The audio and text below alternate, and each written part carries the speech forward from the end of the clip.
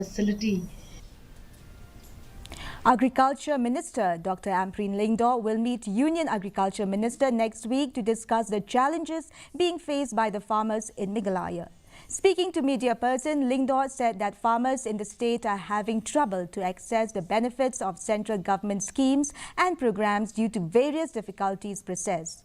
She said that there are inherent difficulties in the implementation of schemes like PM Kisan, where online application, registration and seeding is a big challenge, and these issues need to be discussed with the Agricultural Ministry.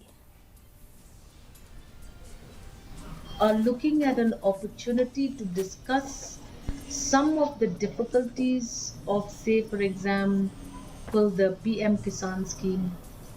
We need to understand, we need to discuss this matter with Government of India, because some of the schemes that are coming to the people of the state of Meghalaya, there are some inherent difficulties. This online application is one big challenge for the people. Then seeding and registries for farmers is also a big concern. We need to find a model that is going to be farmer friendly for the farmers of especially the state of Meghalaya.